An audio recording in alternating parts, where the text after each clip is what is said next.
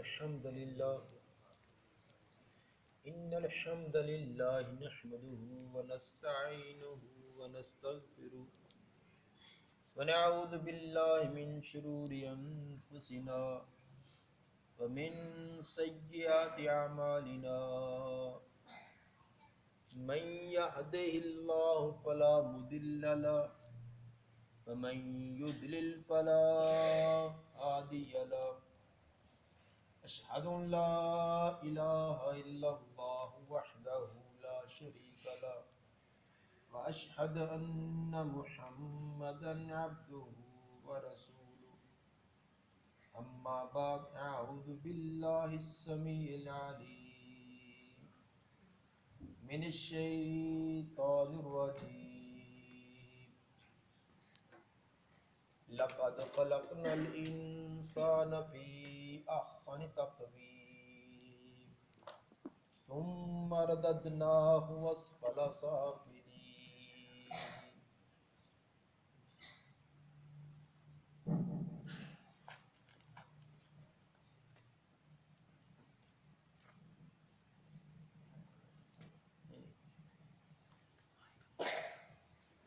یقیناً ہم نے انسان کو تمام مخلوق میں سے افضل اور اعلیٰ پیدا کیا ہے۔ شکل و صورت کے اعتبار سے، ذہنی ارتقاء کے اعتبار سے، عقل و شعور کے اعتبار سے انسان کو تمام مخلوق میں سے افضل اور اعلیٰ پیدا کیا گیا ہے۔ لیکن بہت سارے انسان اللہ کی عطا کی ہوئی ان صلاحیتوں کو صحیح استعمال نہ کرنے کی وجہ سے اپنے آپ کو ذلیل و خوار کر لیتے ہیں اور انتہائی گھٹیا درجے کے اندر اپنے آپ کو مبتلا کر لیتے ہیں۔ میرے لیے انتہائی شرف کا یہ موقع ہے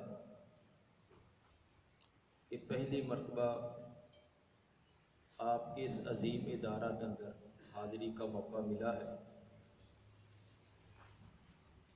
اور آپ جیسے طلباء کے ساتھ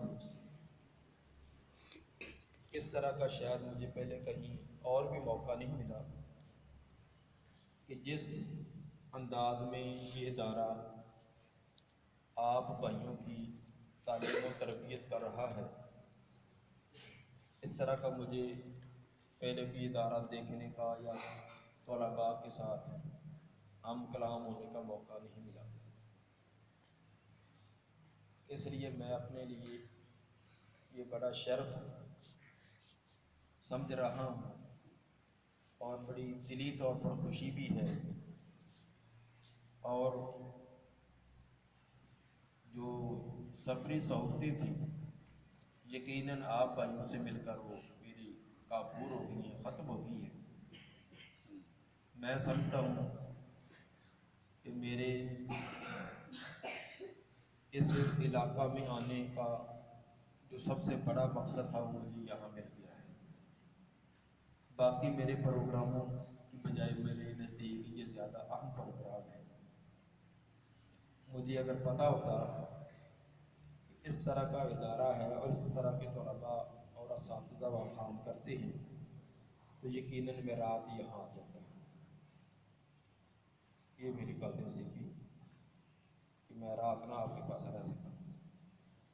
اگر شیخ صاحب مجھے تعارف کروا دیتے تو میں دوسرا پروگرام اپنا کینسل کر دوں۔ یقیناً جو آپ بچوں کی، بیٹوں کی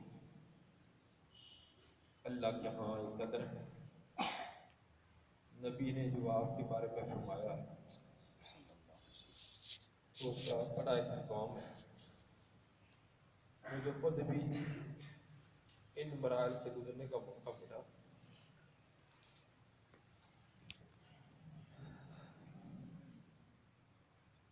جو آدمی जिस मरने से गुजरा होता है उसको पता होता है कि ये मराहल कितने कठिन है, लेकिन आपके लिए बाप का साया उठ जाना, बाप की वालदा का साया उठ जाना, मुझे यकीन है कि इंतजामिया ने, आपके असातिज़ा ने आपको वो एहसास नहीं होने दिया होगा, जबकि हमने साथ बड़ी सख्ती से ये रहा है और इस तरह की हमें मौक़े भी ना मिले। मेरे ख़ानदान में कोई ऐसा पढ़ा लिखा नहीं था। मेरा वालिद, उसको हुरूफ़ तहज्जी अलिफ बा नहीं पढ़ने आते थे। मेरे वालिद मोहतरम रहिमहुल्लाह घड़ी पर टाइम नहीं देख सकते थे, इतने अनपढ़ थे कि घड़ी पर जो टाइम होता वो देखना नहीं आता। मैं बिल्कुल,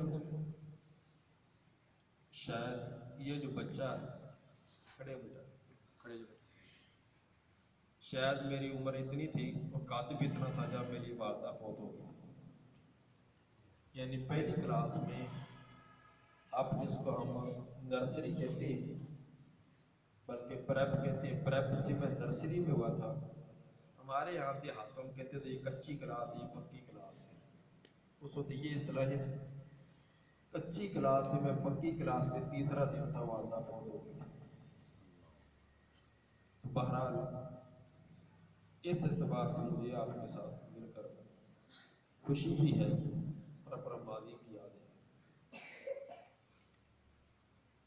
असातिज़ा ने, भाइयों ने कहा कि आपने कोई नसीहतें करनी है, तो मैं नसीहतें क्या करूँ, 24 घंटे आप अहले हदीस से ये नसीहतें सुनते ही रहते हैं। बहरहाल उनकी सलाह पर मैं थोड़ी सी 2-4 बातें आपके सामने रखता हूँ। एक नौजवान एक बड़ी दिलचस्प किताब का मुताला कर रहा था। उसका एक छोटा बेटा 4-5 साल का, वो शोर मचा रहा था। वो बच्चा कभी भागकर इधर जाता है, कभी इधर आता है, कभी बर्तन कराया, कभी कुर्सी को खींचा। वो बड़ा डिस्टर्ब हो रहा था। पढ़ने वाला जो किताब का शौकीन होता है, उसको शोर शराबा बर्दाश्त नहीं है। तन्हाई के अंदर उसको किताब ही दुनिया माफी उसकी चीज़ होती है। ये होता किताब का जो शौकीन है। हमारे जैसे जो बेज़ौक आदमी है, किताब भी खुली है, कभी मोबाइल के साथ ताल्लुक़ है, कभी आने जाने वालों की तरफ तवज्जो है, जो मर्जी होता है, और हमने तमाम चीज़ों को भी देखना होता है। हर एक से लैब सलैक भी रखनी होती है और मुताला भी करना होता है। ये हमारे जैसे बेज़ौक लोग हैं। लेकिन जो ज़ौक वाला होता है, जब वो मुताला कर रहा हो, किताब उसके सामने हो, दुनिया व माफिया से गाफिल होता है। उसको सिर्फ पूरी की पूरी, उसकी आंखें भी, उसका दिलो दिमाग भी, उसकी हर चीज़ वो किताब की तरफ हाजिर होती है। और यकीनन फ़ायदा भी वही लोग पाते हैं। उसने अपने बेटे को डांटा कि बेटा खामोशी से बैठ जाओ। बच्चा 2 मिनट के लिए बैठा, फिर भागना शुरू कर दिया। दोबारा फिर डांटा कि आराम से बैठो, मैं पढ़ रहा हूँ। बच्चा 2 मिनट के लिए बैठा, फिर शोर करना शुरू कर दिया। तो बच्चा तो आराम से नहीं ना बैठता। कहते हैं कि बच्चा और बंदर आराम से बैठा हो तो समझो बीमार है। बच्चा और बंदर आराम से बैठे ना तो समझो बीमार है। क्यों? अगर ये तंदुरुस्त है तो ये आराम से बैठ नहीं सकते। उसने कहा कि अब इसको थप्पड़ लगाऊंगा, शोर करेगा, रोएगा, तो पहले से ज्यादा बदमज़गी पैदा हो जाएगी। उसके ज़हन के अंदर एक तरकीब आई। तरकीब क्या आई? उसने कहा कि बेटा ये साथ वाले कमरा में जो डाइजेस्ट पड़ा है वो उठा कर ला। बच्चा दौड़ा हुआ गया, वो कमरे के ऊपर टेबल पर जो डाइजेस्ट पड़ा था वो उठा कर ले आया। اس اخبار یا ڈائجسٹ کے آخری پیج کے اوپر ورقے پر دنیا کا نقشہ بنا ہوا تھا۔ وہ ورقہ پھاڑ کر والد نے کہا کہ بیٹا دیکھو یہ ہے پاکستان، یہ انڈیا ہے، یہ افغانستان ہے، یہ فلاں ملک ہے، یہ فلاں سمندر ہے، یہ فلاں سمندر ہے۔ اب چھوٹے بچوں کو کیا بیچارے کو پتا کہ انڈیا کیا چیز ہے، فلاں کیا ہے، وہ اس کی سمت کیا ہے؟ وہ ایسے پیچھے کہتا ہے ہاں ابو جی، ہاں ابو جی، ہاں ہاں کرتا جائے۔ باپ نے 4-5 ملکوں کا نام بتلا کر اس ورقے کو پھاڑ دیا، 4-5 اس کے ٹکڑے کر دیے۔ جب ٹکڑے ہو گئے تو پاکستان کدھر گیا، انڈیا کدھر گیا، افغانستان کدھر گیا، تمام آگے پیچھے ہو گیا۔ کہا کہ بیٹا اس کمرے میں جاؤ، بیٹھ کر یہ نقشہ جوڑ کر لاؤ، جیسے پہلے تھا نا اسی طرح جوڑ کر لاؤ۔ باپ کے ذہن میں یہ تھا کہ یہ آدھا گھنٹہ کھپتا رہے گا، نہ اسے نقشہ جڑے گا نہ یہ شور کرے گا۔ پنجابی میں کہتے ہیں آرے لاش، اس کو کسی کام میں مشغول کر دو۔ یہ ایک طریقہ ہوتا ہے بچوں کو للچانے کا کہ وہاں بیٹھو، یہ نقشے کو جوڑ کر ٹھیک طرح جوڑ کر لانا ہے۔ ٹھیک ہے جب پوجی میں جوڑتا ہوں، اس نے کہا کہ چلو جان چھوٹی، اب گھنٹہ آدھا گھنٹہ تو آرام سے پڑھیں گے۔ منٹ صرف 2 یا 3 گزرے، بچہ بھاگا آ رہا ہے، وہ گتے کے اوپر وہ کاغذ کا نقشہ جوڑا ہوا ہے۔ ابو جی میں نے نقشہ جوڑ لیا۔ ابو نے بغیر دیکھی ڈانٹ کر کہا کہ ہاں جوڑا ہے۔ کہیں کا فلاں ایسا خبیث، میں نے کہا تھا ٹھیک جوڑ کر لانا، پھر بھاگا تھا۔ اس نے کہا ابو جی دیکھو میں نے ٹھیک جوڑا ہے۔ جب دیکھا تو نقشہ بالکل ٹھیک جڑا ہوا۔ باقی جو ملک جس طرف تھا اسی طرح ہی۔ والد بڑا حیران، یہ اس نے مشکل کام اتنی جلدی کر لیا، یہ کیسے کیا؟ پوچھا بیٹا یہ کیسے کر لیا؟ اب اس کو کتاب پڑھنا بھول گئی، یہ اس طرح متوجہ ہو گیا کہ اتنی جلدی تو میں بھی نہیں جوڑ سکتا تھا، اور اس چھوٹے بچے نے اتنے 2 منٹوں میں جوڑ لیا۔ پوچھا بیٹا یہ تو بڑا مشکل تھا، یہ آپ نے کیسے جوڑا؟ بیٹے نے چٹکی بجائی، کہنے لگا ابو یہ تو آسان ہی بہت ہے۔ آپ کہتے ہیں یہ مشکل ہے، یہ تو آسان ہی بہت ہے۔ والد کی جستجو اور بڑھ گئی، یہ کیسے آسان ہے؟ میں کہا بیٹا کیسے؟ ان کا ابو جی وجہ یہ ہے، جب آپ نے کہا تھا نا کہ یہ ورقہ اٹھا کر لاؤ، تو میں نے ورقے کو الٹا کر کے دیکھا، نیچے انسان کی تصویر بنی ہوئی، پورے انسان کی تصویر۔ تو جب ورقہ پھاڑا ہے تو ورقے کے ایک طرف نقشہ ہے، دوسری طرف تصویر ہے۔ جب آپ نے پھاڑا تو تصویر بھی کاٹی گئی، کٹ گئی، پھٹ گئی۔ میں نے جا کر انسان کی تصویر کو درست کر لیا، کیونکہ انسان کا تو پتہ ہی ہوتا ہے، اوپر سر آئے گا، پھر داڑھ آئے گا، پھر نیچے ٹانگیں آئیں گی، پاؤں آئیں گی، یہ تو ہر ایک کو پتا ہے۔ میں نے انسان کی تصویر درست کر دی، دنیا کا نقشہ خود ہی درست ہو گیا۔ کیا بچے نے کہا؟ میں نے انسان کی تصویر کو درست کیا اور دنیا کا نقشہ خود ہی درست ہو گیا۔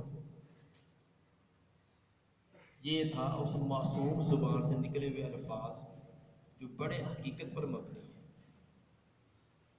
کیا مطلب تھا؟ اگر آپ دنیا کا نقشہ درست کرنا چاہتے ہیں، اپنے ملک کا نقشہ درست کرنا چاہتے ہیں، اپنی تحصیل اور صوبے کا درست کرنا چاہتے ہیں، اپنے دیہات، گاؤں اور شہر کا نقشہ درست کرنا چاہتے ہیں، چلو اور نہیں تو اپنے گھر کا نقشہ درست کرنا چاہتے ہیں، تو اینٹ روڈوں پر محنت کرنے کے بجائے، لکڑیوں پر محنت کرنے کے بجائے انسان پر محنت کر لیں۔ انسان کا نقشہ درست کر لیں، انسان کو ٹھیک کریں تو گھر بھی ٹھیک ہو جائے گا، گلی محلہ بھی ٹھیک ہو جائے گا، شہر اور علاقہ بھی ٹھیک ہو جائے گا۔ اصل بات یہی ہے، انسان کی اصلاح۔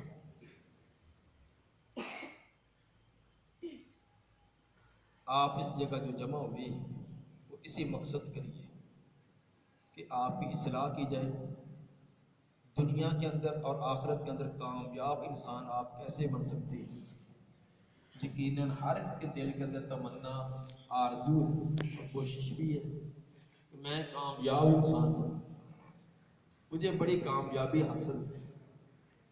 ہر ایک کا معیار مختلف ہے کہ دنیا کا مال و متاع اس کو کامیابی سمجھتا ہے، کوئی اچھا عہدہ حاصل کرنا یہ کامیابی سمجھتا ہے، لیکن حقیقت کے اندر یہ کامیابی نہیں۔ تو آپ کا اس ادارہ میں جمع ہونا کہ یہی مقصد ہے کہ ہم بھی آئندہ زندگی جو کامیاب طریقے سے گزاریں۔ اس کے لیے محنت کی ضرورت ہے، بغیر محنت کے یہ چیز حاصل نہیں ہوتی۔ دنیا کے اندر کوئی کام بھی ایسا نہیں جو بغیر محنت کے ہو۔ جس نے یہ بلب ایجاد کیا اس نے 1000 تجربہ کیا۔ یہ بلب، یہ ٹیوب، یہ روشنی دینے والی چیزیں سب سے پہلے جس نے ایجاد کیا وہ معمولی طور پر نہیں ہے، اس نے 1000 تجربہ کیا ہے، کامیاب نہیں ہوا۔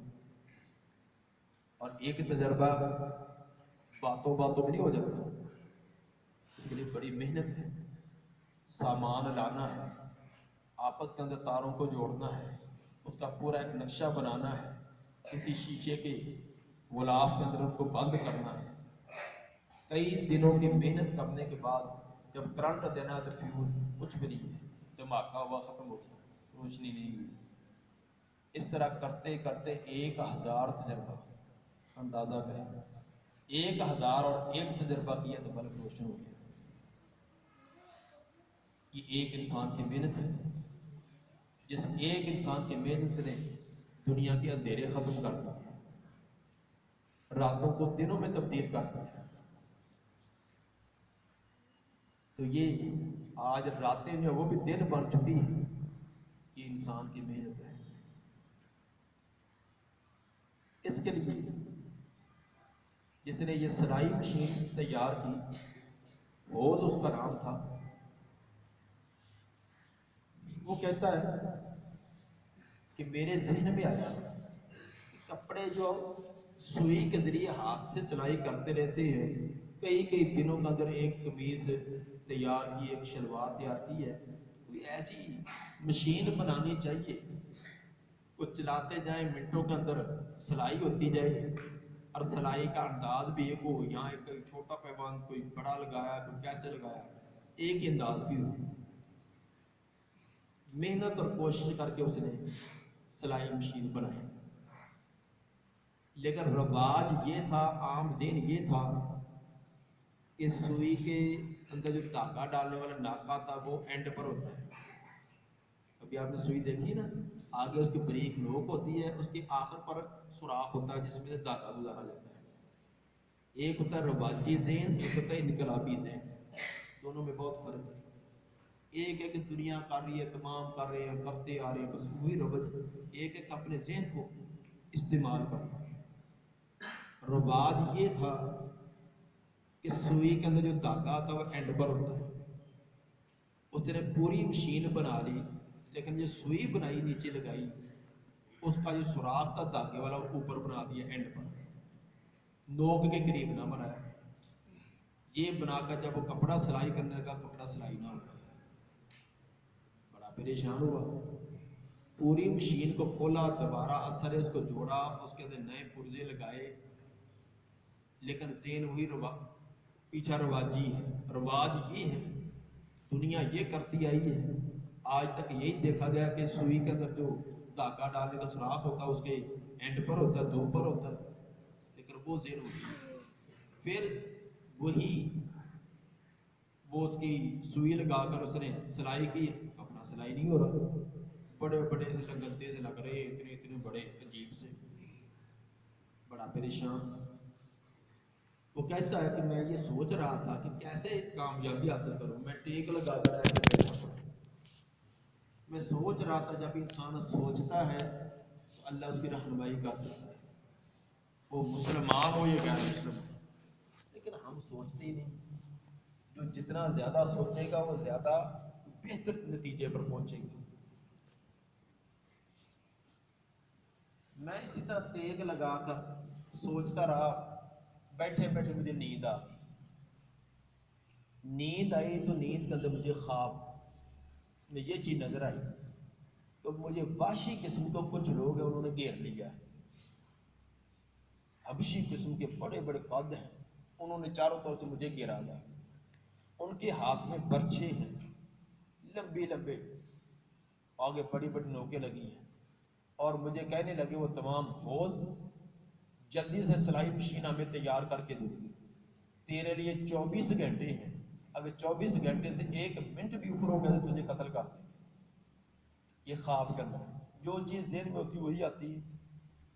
کہتا ہے خواب کے اندر میں نے مشین جلدی جلدی تیار کر رہا ہوں، یہ پرزہ جوڑ، یہ جوڑ، ادھر کر، کرتے کرتے 24 گھنٹے پورے ہونے والے ہیں لیکن سلائی مشین تیار نہیں ہوئی۔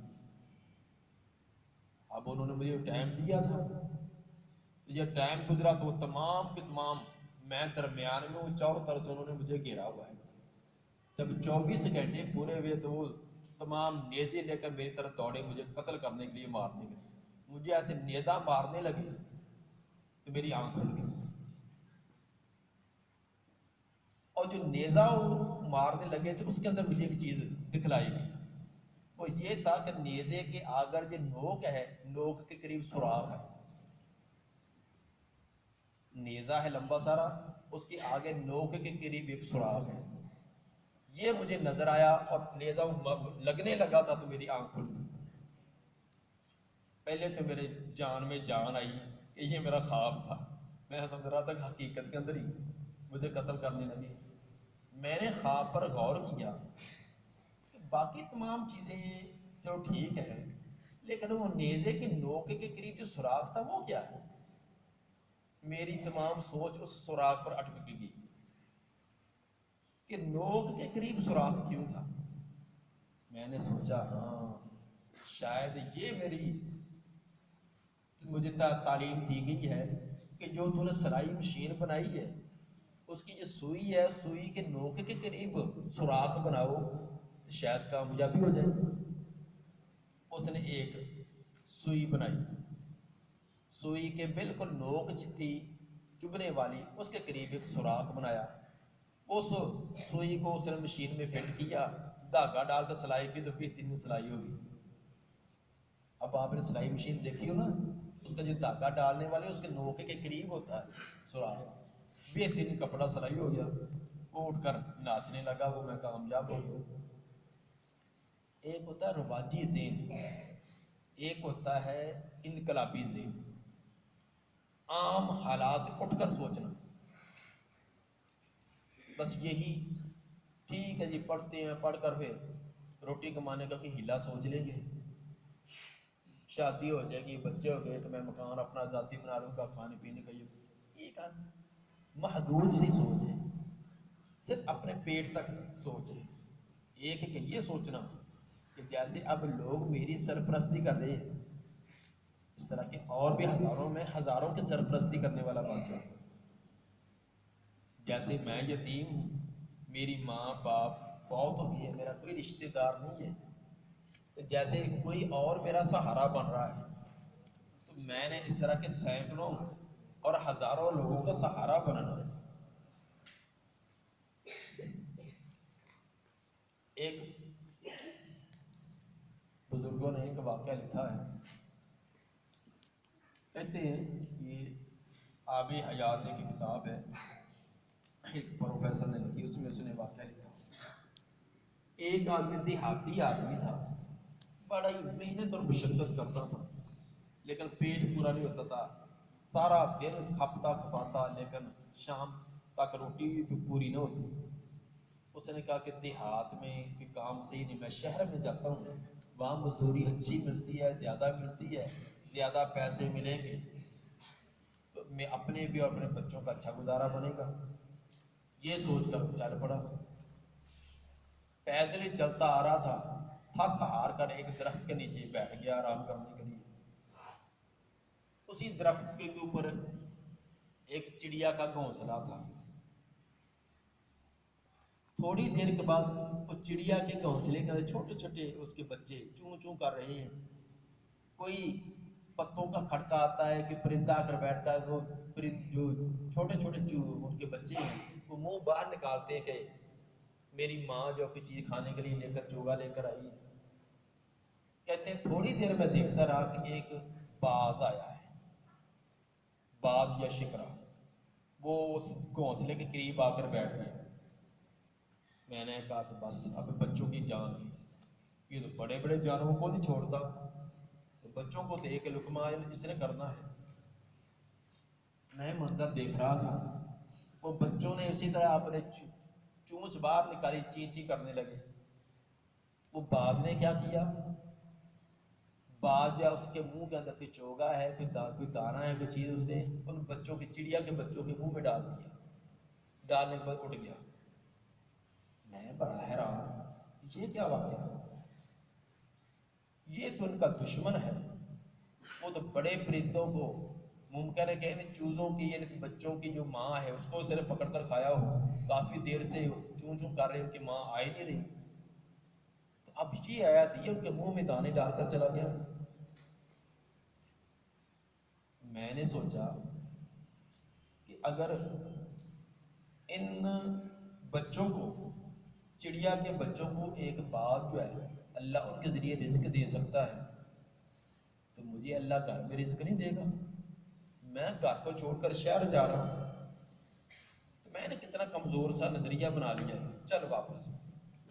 یہ واقعہ دے کر واپس چل پڑا کہ اگر اللہ ایک باز اور شکرے کے ذریعے چڑیا کے چھوٹے بچوں کو رزق دے سکتا ہے تو مجھے گھر میں بھی اللہ رزق دے گا۔ میں واپس پہنچا، گاؤں کے قریب پہنچا تو مجھے ایک بزرگ ملے۔ انہوں نے پوچھا بھائی کہاں سے آ رہے ہیں، کدھر گئے تھے؟ ان کا بس میں تو گیا تھا اس مقصد کے لیے شہر کی طرف، میں نے ایک عجیب واقعہ راستے میں یہ دیکھا، دیکھ کر میں واپس آ رہا ہوں۔ کیا واقعہ دیکھا؟ واقعہ یہ دیکھا کہ ایک باز جو ہے وہ چڑیا کے چھوٹے بچوں کے منہ میں ان کی خوراک ڈال رہا ہے۔ تو میں نے سمجھا کہ اللہ ہمارا بھی کوئی وسیلہ بنا دے گا، مجھے یہ محنت مشقت کرنے کی کیا ضرورت ہے۔ اس بزرگوں نے کہا اللہ کے بندے، آپ نے اپنے آپ کو چڑیا کا بچہ بنا لیا کہ دوسرے رزق آپ کے منہ میں ڈالیں، اپنے آپ کو باز کیوں نہیں بنایا کہ آپ دوسروں کے منہ میں آ کر ڈالیں؟ وہ باز بھی تو کہیں سے، وہ چوگا، وہ دانا لا کر محنت مشقت کر کے لایا تھا نا، خود بھی اس نے کھایا ہوگا، بچوں کو بھی کھلایا ہوگا۔ تو نے اپنے آپ کو چڑیا کے بچے کیوں بنا لیا؟ تو نے اپنے آپ کو باز کیوں نہیں بنایا کہ تو خود بھی کمانے والا، اپنے پاؤں پر کھڑا ہو اور دوسروں کو بھی کمانے کا ذریعہ اور سبب بنے؟ بہرحال بات میں یہ کر رہا تھا کہ بڑا انسان بننے کے لیے بڑی محنت کی ضرورت ہے، محنت کے بغیر کچھ نہیں۔ اب دیکھیں یہ میرے پاس یہ میچ، کیا یہ سونے کا ہے، چاندی کا ہے؟ نہیں، کس چیز کا ہے؟ پلاسٹک اور لوہا، یہی ہے نا؟ لیکن اس کی قیمت کتنی ہوگی؟ کم کم 1000 روپیہ تو ہوگی، 1000 روپیہ ہے یہ پلاسٹک اور لوہا ہے۔ وہ بھی لوہا ہے جو 60 روپے کلو بیچا جا رہا ہے، وہ بھی پلاسٹک ہے جس کو 40 روپے کلو بیچا جا رہا ہے، وہ بھی پلاسٹک ہے۔ اس پلاسٹک کے اوپر محنت ہوئی ہے، اس لوہے کے اوپر محنت ہوئی ہے۔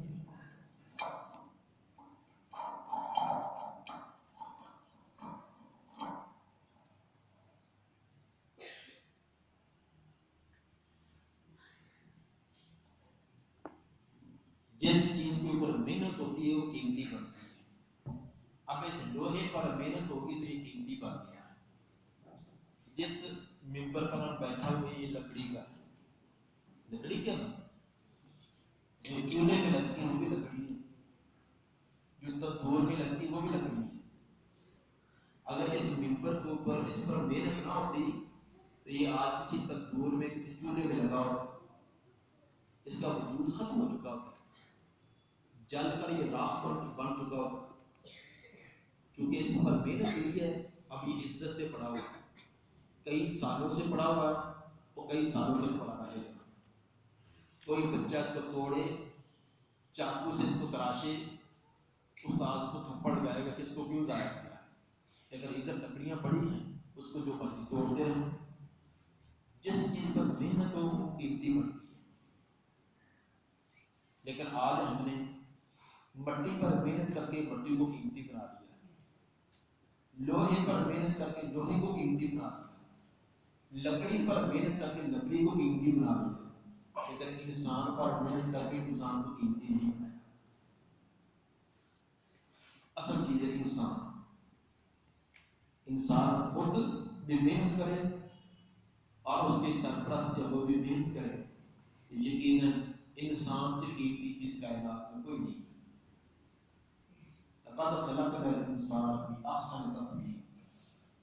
جس شان اور مقام سے، جس عزت اور وقار اور عقل و شعور سے اللہ نے انسان کو بنایا ہے، کائنات میں کسی چیز کو بھی نہیں بنایا. بشرط یہ کہ اللہ کی دی ہوئی صلاحیتوں کو صحیح استعمال کریں. صحیح استعمال کیسے ہوگی؟ یہ محنت کے بغیر حاصل نہیں ہو سکتی. علم یہ ایک روشنی ہے. آپ نے کئی جگہ یہ پڑھا ہوگا، علم روشنی ہے. کئی دیواروں پر، کئی فلیکسوں پر یہ جملہ لکھا. لیکن کیا مطلب اس کا علم روشنی ہے؟ کیا اس کا مطلب یہ ہے کہ رات کو لائٹ چلی جائے تو آپ کتاب کھول دیں تو روشنی ہو جائے گی؟ یہ مطلب ہے؟ اگر ایسے ہیں تو آپ کے کمرے میں جتنی کتابیں پڑھی ہوتی ہیں وہ علم نہیں نہ ہوتا ہے، لیکن روشنی نہیں ہو رہی. اس کا مطلب بیٹا یہ ہوتا ہے کہ جس طرح اندھیرا ہو اور لائٹ جلائی جائے. پہلے آپ کو اندھیرے میں نہیں پتا تھا یہ دائیں کون بیٹھا ہے، بائیں کون بیٹھا ہے، میرا کلاس میٹ ہے، میرا دوست ہے، فلاں ہے، یہ پتہ نہیں تھا. اسلم ہے، اکرم ہے، طلحہ ہے، زبیر، کوئی پتہ نہیں تھا. لائٹ آن کی، لائٹ آئی، فوراً آپ کو پتہ چلا یہ میری کلاس کا ہے، یہ میری فلاں کلاس کا ہے، یہ میرے کمرے والا ہے، اس کا نام فلاں ہے، فوراً پتہ چل گیا. اندھیرے کے اندر انسان کو کوئی پہچان نہیں ہوتی. اندھیرے میں آپ جائیں گے، این منکر کے یہ مسجد سے باہر نکلے، ٹھنڈا تھا اگر آپ نیچے گر پڑے، ان کو پتہ ہی تھا کہ نیچائی آ گئی، آگے کوئی پتھر پڑا تھا. حالانکہ آنکھیں آپ کی ہیں، آنکھیں کھلی بھی ہیں، لیکن اندھیرا تھا. تو اندھیرے کی وجہ سے آپ کسی کھڈے میں بھی گر سکتے ہیں، کسی پتھر سے بھی ٹکرا سکتے ہیں، کسی اور نقصان میں بھی واقع ہو سکتے ہیں. لیکن جب روشنی ہو، نہ آپ کو کھڈے سے گرنے کا ڈر ہے، آپ آنکھوں سے دیکھ کر بچ کر گزریں گے، نہ کسی پتھر سے ٹکرانے کا اندیشہ ہے. جس طرح یہ روشنی ہوتی ہے تو آپ اپنے راستے کو متعین کر لیتے ہیں کہ یہ فلاں راستہ جاتا ہے، یہ فلاں کمرے کا ہے، یہ فلاں کا ہے، آپ سیدھی اپنی منزل تک جاتے ہیں. علم بھی ایسے ہے. جب آپ کا علم ہوگا آپ کو پتا ہے کہ کامیاب زندگی کیسے گزارتی ہے، کون سا میں کام قانون میں کامیاب ہو سکتا ہوں، کون سا کام کا زندگی میں کامیابی ملے گی، کس کام سے مجھے عزت ملے گی، کس کام سے جنت پہنچے گی. یہ علم بتائے گا. جاہل آدمی نہیں پتا. ایک جاہل آدمی، اس کو کوئی علم نہیں ہے. علم دین کا ہے یا دنیا کا؟ وہ انسان کی رہنمائی کرتا ہے. دنیا کا علم دنیا کی کامیابی کی رہنمائی بتلائے گا، دین کا علم دنیا اور آخرت دونوں کی کامیابی بتلائے گا. بہرحال علم ایک روشنی ہے. اس روشنی کو حاصل کرنے کے لیے محنت کی ضرورت ہے. بغیر محنت کی یہ چیز حاصل نہیں ہوگی. اور علم کے اندر ایک لذت ہے. علم سے لذت حاصل ہوتی ہے. جیسے کھانے پینے میں لذت ہے. آپ کو پیٹ دینے کوئی فروٹ دیا جائے اس میں لذت آتی ہے نا. کلفی بھی آپ کھاتے ہیں اس میں بھی لذت آتی ہے. کوئی اور آپ کو شورما دیا جائے کھائیں گے آپ، کیونکہ اس میں لذت ہے. تو یہ آپ چیزیں کیوں کھاتے ہیں؟ حالانکہ پیٹ کو آپ روٹی سے بھر لیتے ہیں، لیکن ایک مزید لذت حاصل کرنے کے لیے کبھی آپ میٹھی چیز لاتی ہے، کبھی نمکین لاتی ہے، کبھی بیکری سے لاتی ہے، کبھی فلان لاتی ہے. اسی طرح علم کی لذت ہے. ایک دنیاوی علم اس کی بھی ایک لذت ہے، دینی علم اس کی بھی لذت ہے، تفسیر کی الگ لذت ہے، حدیث کی الگ لذت ہے، صرف کے الگ، نحو کے الگ، ادب کے الگ، ہر کے الگ لذت ہے۔ یہ تھا کہ پھلوں کی ذات کے مختلف ذائقے ہیں، کھانوں کو مختلف ذائقے ہیں، اور مختلف ذائقوں کے لیے ہم مختلف کھانے پسند کرتے ہیں، محنت کوشش کرتے ہیں، علم کا بھی لذت ہے۔ لیکن یہ علم کی لذت ہر ایک کو نہیں آتی۔ جس کو یہ لذت شروع ہو جائے پھر اس کو دنیا و مافیا، نہ یہ گرمی نہ سردی، نہ کی بھوک نہ کی پیاس، یہ یاد نہیں رہتی۔ کھانا اس کے اندر لذت ہے لیکن ہر ایک کو نہیں آتی۔ جو 6 ماہ سے بیمار پڑا ہے اس کو آپ بہترین گوشت روشت کر کے دیں، اس کو اچھا لگے گا؟ اس کو آپ کیلا دیں، کھائے گا وہ؟ اس کو میٹھی چیز دیں گے تو وہ اگل دے گا، کہے کہ کڑوی ہے۔ اس کو میٹھی چیز بھی کڑوی لگتی ہے۔ اس کو عمدہ چیز دیں گے تو اب وہ کھائے گا نہیں، اگر حلق سے نیچے اتارے گا تو پیر کاٹ دے گا۔ کیا اس کے اندر وہ بہترین مٹھائی کا قصور ہے، فروٹ کا قصور ہے؟ نہیں، اس کی طبیعت کا قصور ہے۔ چیز کے اندر لذت تھی، کیلے میں، سیب میں، اس امرود میں لذت تھی، لیکن اس کی طبیعت کے اندر اتنا خرابی اور فساد اور بگاڑ آ چکا ہے، اس کو عمدہ چیزیں اچھی نہیں لگتی۔ لیکن صحت مند آدمی، آپ جیسا جو آپ آدمی ہے وہ بہترین لذت سے کھائے گا۔ اسی طرح علم کی لذت، ایک ہوتا ہے علم کا بیمار، پڑھنے کو دل نہیں، چور، ہمیشہ جان بچاتا ہے پڑھنے سے، اس کو لذت نہیں آئے گی۔ اس کے دل کئی طالب علم ہوتے ہیں، اس کو کچھ استاد کہنا کل بیٹا آپ فلاں کام کرے، بڑے شوق سے کرے گا، پڑھنے کی طرف کچھ نہیں آتا۔ پڑھنے کے لیے گئے تو اسے ایسے کہ جیسے نہ اس پر موت آ، ہاں باقی کام جو مرضی کرے، یہ پتھر لائیں، یہ چیز کام کرے، بازار سے لائیں، فلاں کام کرے، بھاگا بھاگا کرے گا تمام کام، لیکن پڑھنے کا نام لے تو ایسے کہ جیسے پتہ نہیں وہ پہاڑ کے نیچے آ گیا۔ یہ کیا ہے؟ یہ بیمار آدمی، دل اس کا بیمار ہے، علمی طور پر بیمار ہے۔ لیکن جس کو علم میں لذت آتی ہے، رات کے 11 بج گئے ہیں، 12 بج گئے ہیں، کوئی فرق پتہ نہیں۔ میرا ایک رشتے دار ہے، ابھی زندہ ہے، کل پرسوں بھی اس نے مجھے فون کیا، اس نے مجھے اپنا واقعہ سنایا۔ قاری مشتاق صاحب ان کا نام ہے، حافظ مشتاق، بزرگ آدمی ہے۔ وہ کہتے ہیں کہ میں ایک دن اپنے ایک دوست کو ملنے کے لیے گیا جو صاحب علم تھا، تو میں مغرب کے بعد پہنچا، تو کھانے کے بعد اس کی لائبریری تھی چھوٹی سی، جس کے اندر بہت اچھی کتابیں تھیں۔ اس نے اس طرح لائبریری میں بیٹھ تھی، بیٹھ میں لائبریری تھی وہاں لگا دیا، تو مجھے کہا کہ یہ آپ صاحب آپ یہاں پہ آرام فرمائیں، خود اپنے گھر میں چلا گیا۔ کہتا مجھے ایک دلچسپ کتاب ملی، سخت سردی کا موسم تھا تو میں کھڑا اس کو پڑھنے لگا۔ اب سردی کی راتیں کتنی لمبی ہوتی ہیں تو جسم کو سردی بھی لگتی ہے۔ کہتا ہے نہ مجھے بسترے کا ذہن میں رہا، نہ مجھے بیٹھنے کا ذہن میں رہا، پوری رات میں کھڑا پڑھتا رہا، اتنے میں صبح کی اذان ہو گئی۔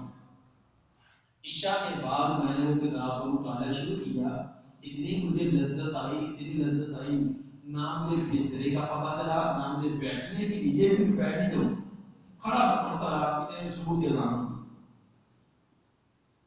یہ کوئی پرانی باتیں نہیں ہیں، پہلے بزرگوں کی باتیں سنائے تو آپ کہتے ہیں اس کو کون سی دنیا کا پتا تھا، وہ ایسے زمانے سے لوگ ہوتے تھے۔ یہ ابھی کی بات ہے، وہ ابھی حیات ہے، یعنی یہ علم کی لذت ہے۔ جب لذت آ رہی ہے تو یہ گرمی سردی کھانے پینے کی پرواہ نہیں رہتی۔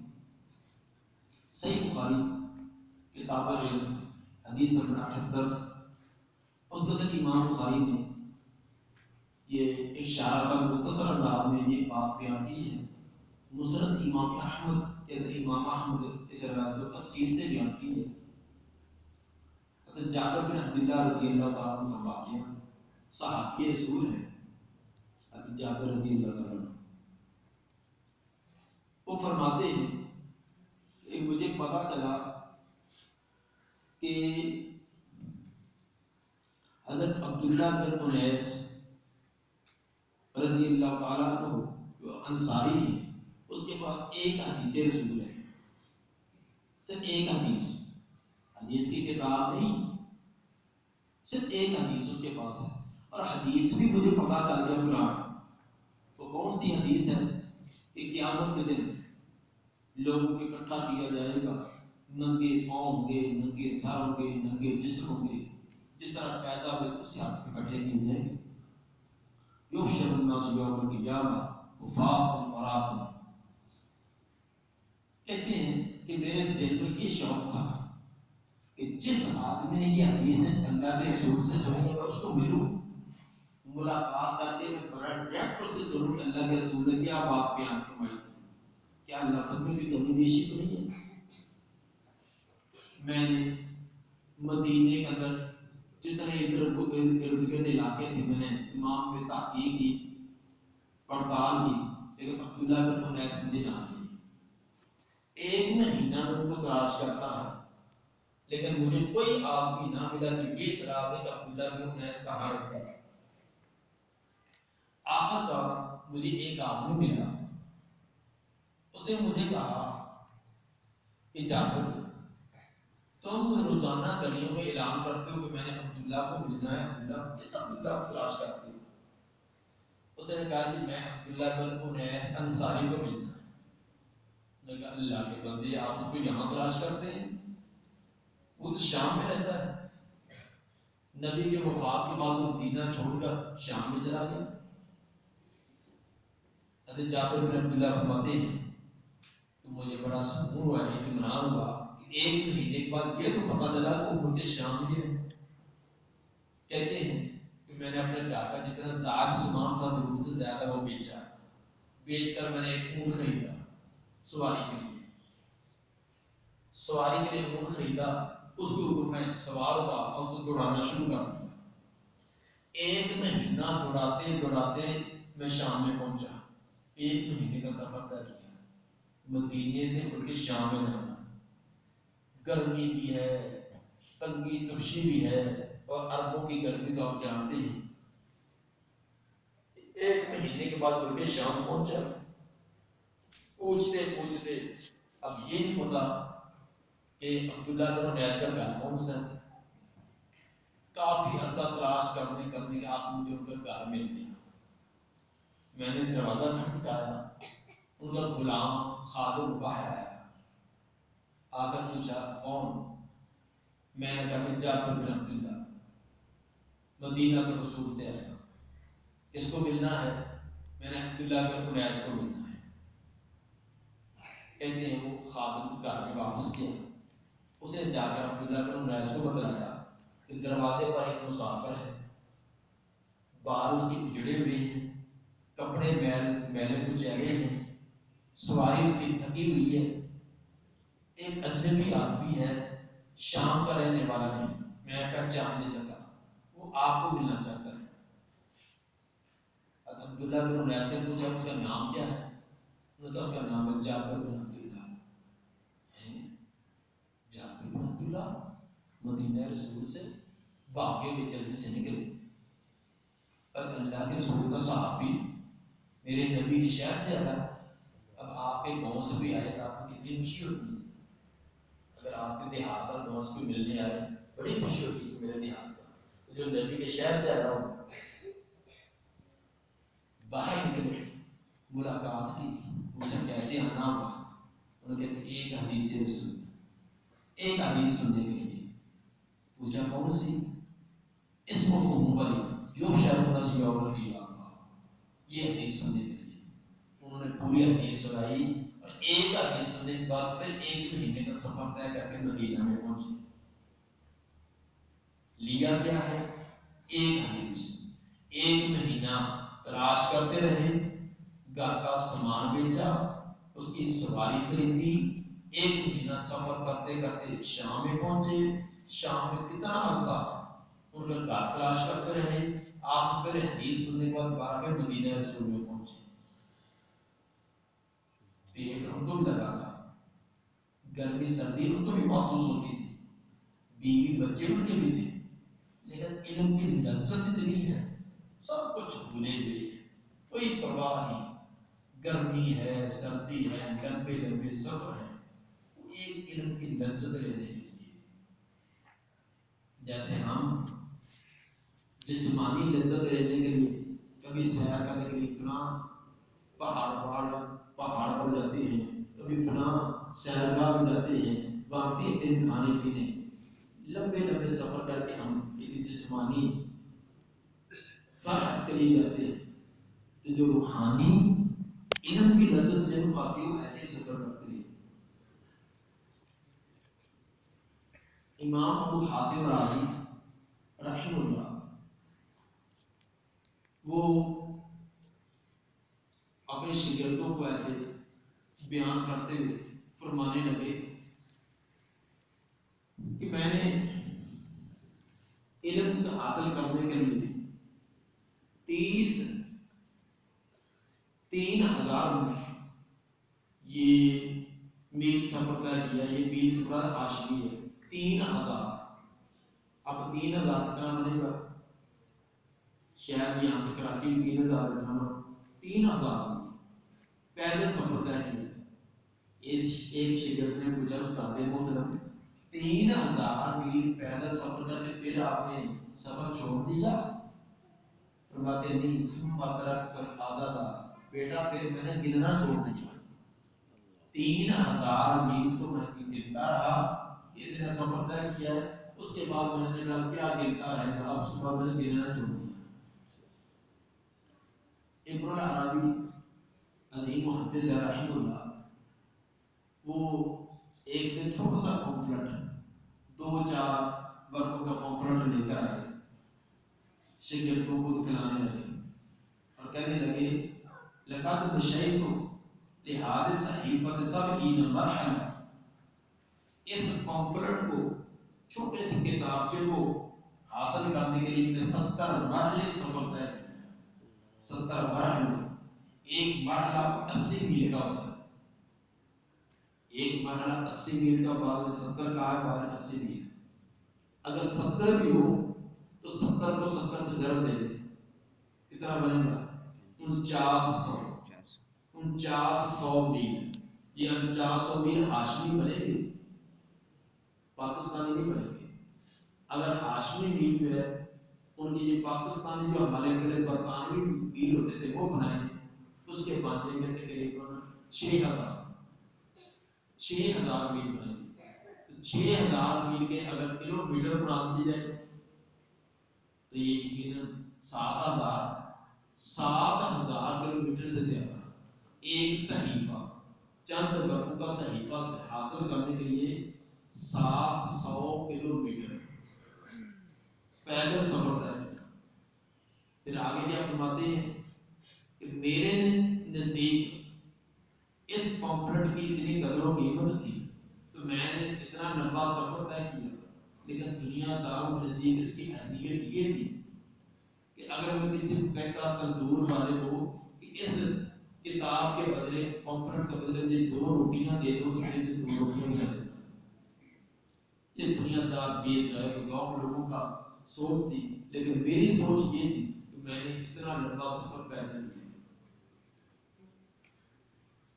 میرے استاد محترم مولانا سلطان محمود رحمہ اللہ محدث جلال گڑھ، جب ان کے پاس غالباً جامع ترمذی پڑھ رہے تھے، جامع ترمذی تھی یا صحیح بخاری تھی، مجھے یاد نہیں، دونوں میں سے کوئی کتاب پڑھ رہے تھے۔ جب ان کی طبیعت خراب ہو جاتی ہے تو ہم ان کے گھر میں چلے جاتے، وہ گھر میں طالب علموں کو بلا لیتے، چھٹی نہیں کرتے تھے، گھر پڑھا دیتے۔ ہم ان کے گھر میں پڑھنے کے لیے گئے تو ہماری کلاس لگی ہوئی تھی، وہ اپنے جو ان کو مطالعہ گاہ کی یا لائبریری تھی، ایک چھوٹی سی پرانی سی چھوٹی سی کتاب کو لے کر آئے، چھوٹی سی ایک پرانے سے کاغذ اس کتاب کا نام ہے تحفہ اثنا عشریہ. تحفہ اثنا عشریہ یہ کتاب تھی شیعہ کے عقائد و نظریات کے رد میں وہ کتاب لکھی ہے. وہ لا کر تختی پر رکھ دی. اصل میں تو ان کا بات میں سبق دینا تھا. ایک طالب علم نے جلدی سے پوچھ لیا استاد محترم یہ کتاب کون سی ہے؟ ان کا میں آپ کو بتلاتا ہوں. فرمانے لگے کہ یہ کتاب اس کا یہ نام ہے اور کھول کر دکھلائی کہ یہ اس کا کاغذ ہے یہ ٹائٹل. میں نے حاصل کیسے کی ہے پھر انہوں نے بتلایا کہ جب میں طالب علم تھا جب میں پڑھتا تھا تو مجھے پتا چلا کہ یہ کتاب ایک زمیندار آدمی کے پاس ہے اور فلاں گاؤں میں ہے. اصل کے اندر یہ کتاب تھی اس زمیندار کے باپ کی. اس کا باپ عالم تھا, وہ فوت ہو گیا. پیچھے اولاد میں کمی بیکار نخل ان کو کیا قدر و قیمت. کتاب گھر میں پڑھی تھی. مجھے کسی نے بتلا دیا کہ فلاں گاؤں کو بہت دور گاؤں ہے اس آدمی کے پاس وہ کتاب ہے. میرے پاس کرایہ نہیں تھا. تانگے چلتے تھے آپ یہاں تانگا دیکھا بھی نہ ہوگا.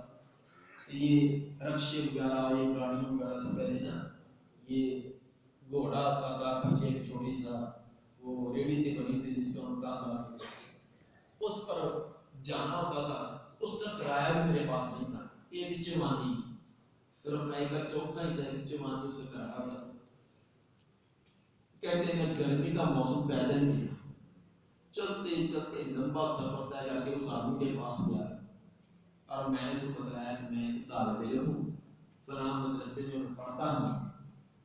تو مجھے پتا چلا کہ آپ کے پاس یہ کتاب ہے. کیا کتاب ہے آپ کے پاس؟ اس نے کہا جی ہاں کتاب ہے. میں نے کہا کہ آپ مجھے نا ادھار دے دیں 2-3 دن کے لیے پھر میں آپ کو پڑھ کر واپس کر دوں گا. اس نے کہا کہ میں نے آپ کو عاریتاً یہ نہیں دینی, قیمتاً میں نے بیچنی ہے. اگر خریدنی تو خرید لو, پڑھنے کے لیے میں نے نہیں دی. اصل کے اندر وہ آدمی اس کے نزدیک اس کی قیمت تھی اس کے لیے نزدیک بیکار پڑی تھی. جب اس نے دیکھا کہ یہ چل کر اتنی دور سے آیا ہے اس کا مطلب اس کو اس کی ضرورت ہے. اب اس کی ضرورت سے اس کی مجبوری سے فائدہ ہوا. یہ تو ہمارے پاکستانیوں کی ایک عادت ہے نا کہ اپنی دوسرے کی مجبوری سے فائدہ اٹھانا. تو جب اس نے دیکھا اتنا سفر طے کر کے آیا ہے محنتیں کرتا ہے اس کو بڑی اشد ضرورت ہے تو ویسے مجھ سے کس نے لینی نہیں ہے تو اب میں اس کو قابو کرتا ہوں. میں کہتا ہوں قیمتاً دوں گا. کہتا کہ نہیں میں پڑھنے کے لیے نہیں دوں گا میں نے قیمتاً دینی ہے.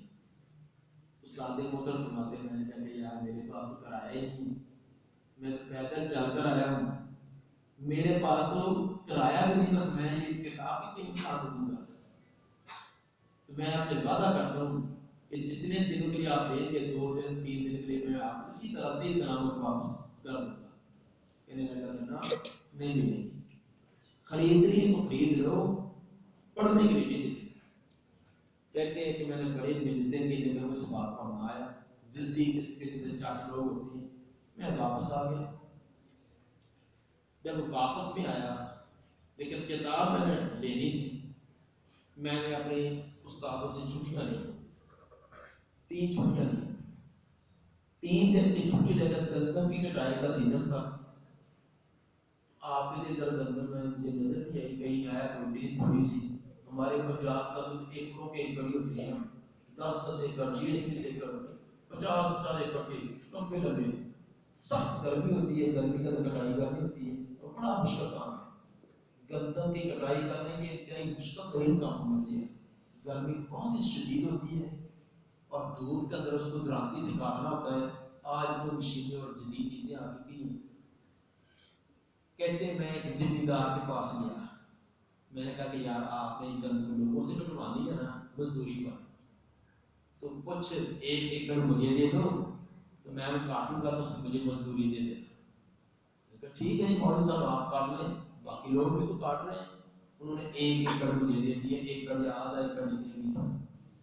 میں 3 دن اس کی کٹائی کرتا رہا. 3 دن کٹائی کی تو اس نے مجھے 3 روپے دیے. 3 روپے اس کی مزدوری دی. میں وہ 3 روپے لے کر پھر میں اس گاؤں میں پیدل چل کر گیا، جا کر اس کو یہ 3 روپے دی اور یہ کتاب میں خرید کر لایا۔ یہ کتاب میں 3 روپے کی اتنی محنت مشقت سے مزدوری کی، مزدوری کر کے وہ میں نے اس کو دی اور کتاب خرید کر لایا کی ہے وہ کتاب۔ یہ 100 سال پرانی بات نہیں ہے، یہ جن استادوں سے میں نے پڑھا یہ اپنا ذاتی واقعہ ہے، اور کتاب بھی وہ میں نے دیکھی۔ میرے بھائی علم کے اندر بڑی لذت ہے، شرط یہ کہ علم کی لذت کو حاصل کرنے والے ہم بڑھ گئے، اور یہ بغیر محنت اور مشقت کی چیز حاصل نہیں ہوتی۔ ذوق پیدا کریں، علم کے بغیر کوئی چیز نہیں، علم کے بغیر انسان اور ایک حیوان میں کیا فرق ہے؟ زندگی گزارنے کا اسلوب بھی نیت نہیں کرنی۔ دنیا کے اندر جتنے بھی انسان آپ دیکھیں گے جنہوں نے بڑی بڑی مقام حاصل کیے، یقیناً ان کے پیچھے محنت ہے۔ اس لیے آپ کے لیے بہت سنہری موقع ہے، نہ آپ کو کھانے کی فکر ہے، نہ پہننے کی فکر ہے، نہ رہائش کی فکر ہے، آپ کا کام صرف ایک پڑھنا ہے۔ لوگوں کو فکر ہوتی ہے کہ ماتر لائیں، یہ کریں، فلاں کریں، رات آ رہی ہے اس کے فلاں انتظام کریں، بجلی کا بل آ گیا ہے، گیس کا بل آ گیا ہے، آپ کیا فکر ہے؟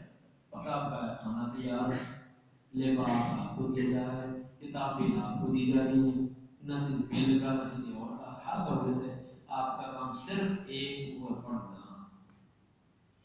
لیکن اس کے باوجود بھی نہ یہ کریں، یہ کتنی بات نصیبی ہوگی، کتنے پھر بات نصیبی صرف آپ کی نہیں ہے، قیامت کے دن آپ بے شمار لوگوں کے مجرم بنیں گے جو آپ پر خرچ کر رہے ہیں، آپ کو نہیں پتا کون کر رہا ہے، کوئی سعودیہ میں بیٹھا، کوئی فلاں ملک میں بیٹھا، کوئی ریال بیچتا ہے، کوئی ڈالر بیچتا ہے، کوئی روپیہ بیچتا ہے، کوئی آپ کی یہاں خرچ کرتے ہیں، تمام کے جس نے 1 روپیہ بھی دیا وہ بھی، جس نے تھوڑی دیر تمام میں گریبان آپ کا پکڑنا ہے کہ ہم نے اس پر اپنے خون پسینے کی کمائی خرچ کر دی تھی، اس نے پھر صحیح اپنے علم کا نفذ کیوں نہیں ہوا، محنت کیوں نہیں کی؟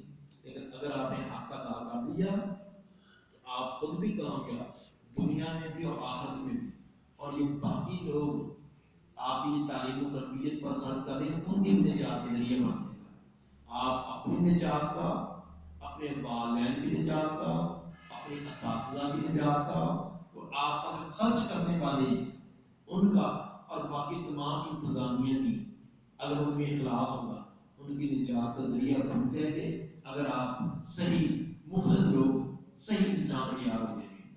اگر نہیں تو محنت کرنے والوں نے محنت کر دی، ان کا صلہ ان کو اللہ دے گا، اور تمام کا تمام خمیازہ اور تمام کو غبار آپ پر آئے گا۔ اس لیے بڑے اخلاص کے ساتھ، محنت کے ساتھ، توجہ کے ساتھ آپ اپنے اس کام کا مخلص ہو جائیں۔ اس کے لیے دن رات ایک ڈالیں۔ محنت کرنے کا طریقہ، بعض طالب علم ہوتے ہیں بڑے پڑھتے رہتے ہیں، کتاب 24 گھنٹے کے بغل میں رہتی ہے، لیکن کبھی ان کی پوزیشن نہیں رہتی، استاد ان کو ڈانٹتے رہتے ہیں، پیچھے پیچھے کبھی 1 میں فیل، کبھی 2 میں، اگر پاس ہو تو دھکا سٹارٹ پاس ہی، لیکن محنت کرتے رہتے ہیں۔ اس کی وجہ سے حالانکہ محنت کرے کامیابی لازمی ہے، یہ اللہ نے قرآن میں بھی اصول بیان کیا ہے۔ بچے وہ بچہ سونا نہیں ہے، جس کو نیند آئے کھڑا ہو جائے۔ اللہ نے فرمایا کہ وَأَن لَيْسَ لِلْإِنسَانِ إِلَّا مَا سَعَىٰ، ہر انسان کو اس کی محنت کا ثمرہ ملتا ہے، یہ اللہ نے قرآن میں اصول بیان کیا ہے۔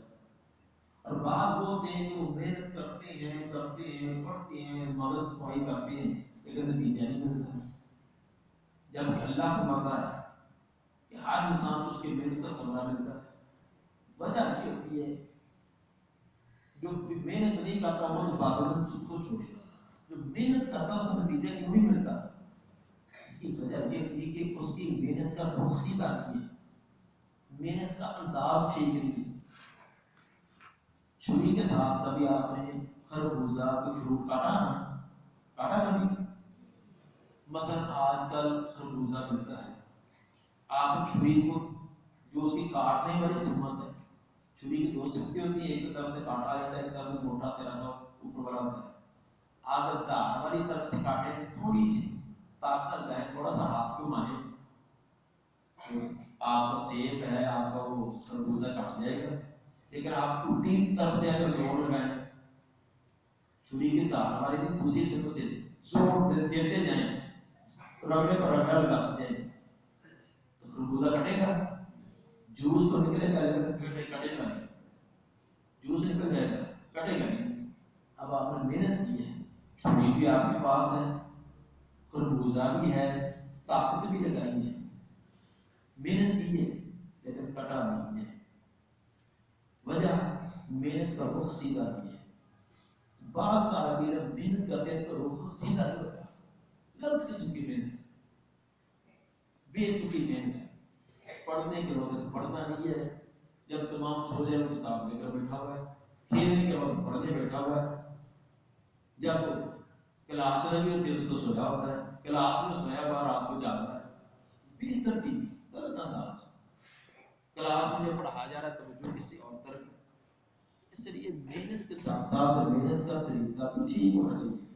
مثلا محنت، صحیح محنت کا طریقہ ایک تو یہ کہ جو آپ نے پڑھنا ہے وہ آج اس کا مطالعہ کرتے جائیں. مثلا آپ نے صبح جو سبق پڑھنا نا، آج جب چھٹی ہوگی تو چھٹی کے وقت سب سے پہلے تو آپ دہرائی کریں گے، مغرب کے بعد عشاء کے بعد سب سے پہلے آپ کریں گے جو کل وہ سبق پڑھنا ہے اس کو دیکھیں. مثلا آپ نے درس شامل پڑھنا ہے، اس کو دیکھیں کہ درس شامل کیا ہے، اس میں کیا لکھا ہوا ہے.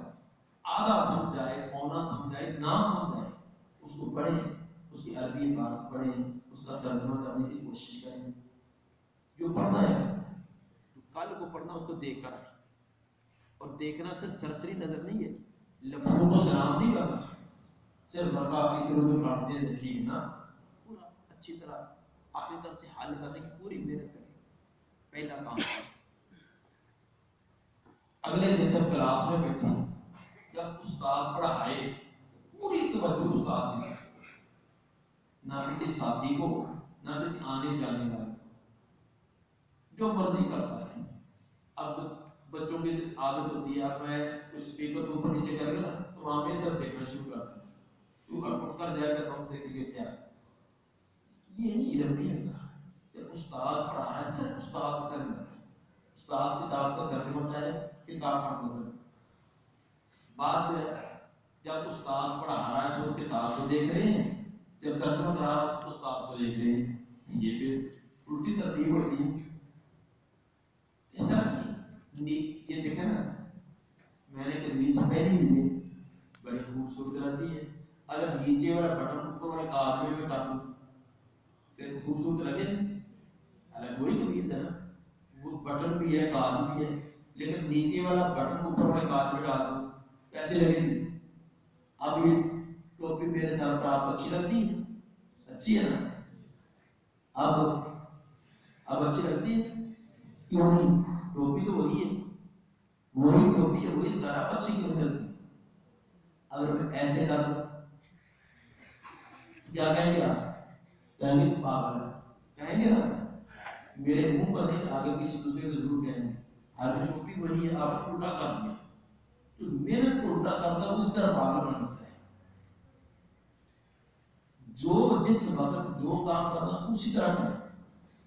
جب استاد زبانی سمجھائے بالکل پوری توجہ استاد کی طرف، استاد کے چہرے کی طرف، استاد کے ہاتھوں کے اشارے کی طرف، آنکھوں کے اشارے کی طرف. یہ سب نوٹ کریں. صرف بولنے سے علم نہیں آتا، علم ہاتھوں کے اشاروں سے بھی ہوتا ہے، آنکھوں کے اشارے سے بھی علم آتا ہے، گردن کے دائیں بائیں کرنے سے بھی یہ علم ہوتا ہے. جب استاد زبانی سمجھا رہا ہے تو پوری توجہ، جب استاد کتاب کا ترجمہ کرے اب کتاب کی طرف توجہ. یہ دوسرا مرحلہ ہو گیا. پہلا مرحلہ کیا تھا؟ جو پڑھنا ہے اس کا پہلے مطالعہ کرتے ہیں، خواہ پہلی کلاس میں ہے خواہ آپ 10ویں کلاس میں. دوسرا جب استاد نے پڑھایا پوری توجہ. تیسرا کام ہے تیسرا کیا کرنا ہے، جو استاد نے پڑھایا اس کی دوہرائی، اس کو بند کر کے نہیں چلنا، اس کو دوہرائی کرنا۔ دوہرائی کے مختلف اوقات ہوتے ہیں، ایک ہے کہ پیریڈ ختم ہونے میں مثلا 40 منٹ کا پیریڈ ہوتا ہے، استاد نے 35 منٹ پر سبق ختم کر دیا، باقی رہ گئے 5 منٹ۔ اب اکثر طالب علم کیا کرتے ہیں، کتاب کوئی اس کو انگلی لگائے گا، اس کو چھیڑے گا، اس کو کھیل تماشا، اور عقل مند سمجھا طالب علم کیا کرے گا، وہ کتاب کو فوراً جو استاد نے پڑھایا جلدی سے سبق دہرائے گا۔ جب استاد نے پڑھانا ختم کیا اس وقت دہرائیں گے تو آپ 2 منٹ کے اندر سبق کو قابو کر لیں گے۔ اگر 2 گھنٹے کے بعد دہرائیں گے پھر آپ کو 2 منٹ نہیں، پھر آپ کو 8 منٹ لگیں گے۔ جب 6 گھنٹے کے بعد اس سبق کو دوبارہ دیکھیں گے پھر 8 منٹ نہیں، پھر آپ کو 15 منٹ دینے پڑیں گے۔ اگر ایک دن ہی گزر جائے تو پھر آپ کو آدھا گھنٹہ لگا کے سبق سمجھ جائے گا۔ یہ ہر ایک کا موقع ہوتا ہے، اس موقع پر وہ کام کریں۔ جتنے جلدی ہو تو استاد نے پڑھایا، آپ کے ذہن میں تمام چیز موجود ہے، اسی وقت آپ جلدی سے دہرا رہے ہیں۔ اس کے لیے ترجمہ ہے، یہ مفہوم ہے، یہ جو استاد نے 4-5 لائنیں پڑھائی ہیں تو 4-5 لائنیں آپ 2 منٹ میں دہرائی کر سکتے ہیں، 2-3 منٹ میں دہرا کر پھر کتاب کو بند کریں۔ یہ کلمہ سمجھدار طالب علم یہ کہتے ہیں آپ لوگ حافظ آتے ہیں شام کو دیکھیں گے، شام کو اب آپ کو ڈبل اور ٹرپل ویٹ کرنی چاہیے۔ بعد کی شام جو وہ ہفتے بعد آتی ہے، کہتے ہیں اچھا یار جس دن ٹیسٹ ہوگا اس دن کر لیں گے۔ یہ غلط قسم کے طالب علم۔ ایک طالب علم مثلا آپ کو ایک دن کھانا نہ کھائیں، دوپہر کا کھانا نہ کھائیں، پھر شام کو بھی نہ کھائیں، اگلے دن ناشتہ بھی نہ کریں، اب کتنی بھوک لگی۔ دوسرے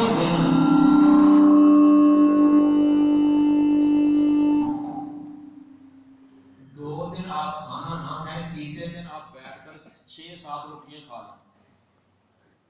2 دن ویسے نہ کھائیں، تیسرے دن 6-7 روٹیاں کھا لیں، پھر کیا ہوگا، ہسپتال میں جائیں گے نا۔ آپ یہ سوچیں گے کہ میں نے 2 دن نہیں کھانا کھایا، 3 ٹائم کا نہیں کھایا، میں آپ اکٹھا ہی کھا لیتا ہوں۔ نتیجہ یہ نکلے گا کہ آپ ہسپتال میں ہوں گے، تڑپ رہے ہوں گے، کوئی بوتل لگ رہی ہے، کوئی ٹیکا لگ رہا ہے، کہہ کرائی جا رہی ہے کہ اس حافظ صاحب نے سے زیادہ کھا لیا۔ ہاں اگر آپ صبح کا ناشتہ جتنا ناشتہ تھا اتنا کھا لیں، دوپہر کا کھانا مناسب 1 روٹی کھاتے ہیں کھائیں، شام کا بھی کھائیں، بہترین صحت ہے، کامیاب ہے۔ ایسے ہوتا نا، علم بھی ایسے ہے۔ علم آج کا جمع سب نے جمع کر لیا، کل بکل جمع کر لیا، چھوڑے یار آج ہی پڑھنا ہے، ریسٹ کرنی ہے، اب جی جمعہ آ گیا آج بھی ریسٹ ہے، آج فلاں ہے آج بھی ریسٹ ہے، چلو پھر فلاں دن کر لیں گے۔ اب جمع کرتے گئے اب ایک دن پڑھنا شروع کریں گے، یہ ایسے ہی کہ 2 دن بھوکے رہ کر آپ تیسرے دن 7-8 روٹیاں کھا لیں، یہ وہی منظر بنے گا۔ جس طرح روح کی خوراک جسم کی خوراک، اس طرح روح کی بھی خوراک۔ جسم کی خوراک کیا ہے، یہ روٹی کھانا پینا چاول، یہ جسم کی خوراک ہے۔ روح کی خوراک کی علم ہے، اس لیے ہر ایک کی تدریس اور طریقے کار ہوتا ہے، کیونکہ اس طریقے کا گڑبڑ کر دیتے ہیں، آگے پیچھے کر دیتے ہیں، وہ ناکام ہو جاتے ہیں۔ تو بہرحال جو طالب علم یہ 3 کام کر لے وہ کبھی ناکام نہیں ہے۔ اس سے بڑھ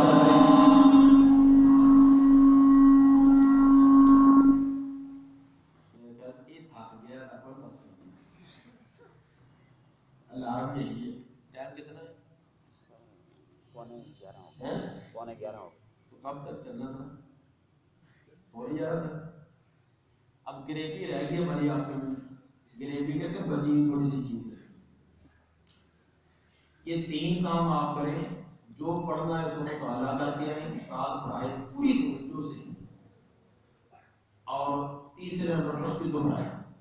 اگر آپ بہت ہائی درجے کے اپنے پورے ادارے کے اندر ٹاپ کرنے والے، کلاس کو ٹاپ کرنے والے بن جاتے تھے، 4تھا نمبر یہ تھا 3 درجے عامی کے لیے۔ 4تھا درجہ کیا ہے، ہفت روزہ دہرائی، ایک ہے یومیہ دہرائی، ایک ہے ہفت روزہ، ایک ہے ماہانہ۔ یومیہ کا دہرائی بھی مطلب، ہفت روزہ کا مطلب یہ ہوتا ہے آپ چھٹی کس دن کرتے ہیں؟ جمعے کو اتوار کو؟ جمعے۔ چھٹی کا مطلب یہ نہیں ہوتا کہ آپ سو جائیں، چھٹی کا معنی سونا نہیں ہے، چھٹی کا معنی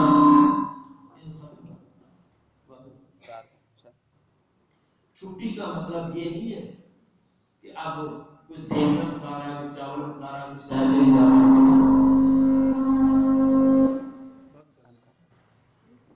طالب علم کی چھٹی کا مطلب یہ ہوتا ہے کہ اپنے علم کو سیٹ کر لینا۔ مثلا جمعرات کو آپ کے سبق ختم ہوئے ہیں، اب آپ یہ کہیں کہ پچھلے ہفتے میں نے جو پڑھا ہے، ہفتہ اتوار سوموار منگل بدھ جمعرات، 6 دنوں میں جو پڑھا ہے وہ میں نے جمعرات کو اور جمعے کے دن دہرائی کر دی ہر کتاب کی۔ مثلا آپ کی 7 کتابیں ہیں، آپ کے پاس 1.5 دن ملا آپ کو، جمعرات کا آدھا دن اور جمعے کا پورا دن، اس کے اندر وہ 7 دنوں 6 دنوں میں جو کچھ پڑھا سب کی دہرائی، یہ ہو جائے گی ہفتہ روزہ دہرائی۔ ایک ہوتا ہے ماہانہ، آپ کو مہینے بعد چھٹی ہوتی ہے، مہینے بعد ہوتی ہے نا، اس مہینے کی جو چھٹی ہے وہ آپ یہاں رہیں یا گھر میں جائیں تو کوشش کریں کہ اس مہینے میں جتنا پڑھا ہے وہ چھٹی کے لیے دہرائی کریں۔ جو یہ چوتھا اور 5واں درجہ بھی حاصل کرے گا وہ ہوگا سب سے ٹاپ کا۔ بہت یہ ہے وَأَن لَيْسَ لِلْإِنسَانِ إِلَّا مَا سَعَى، ایسا کرنے والے کی محنت اللہ ضائع نہیں کرتا۔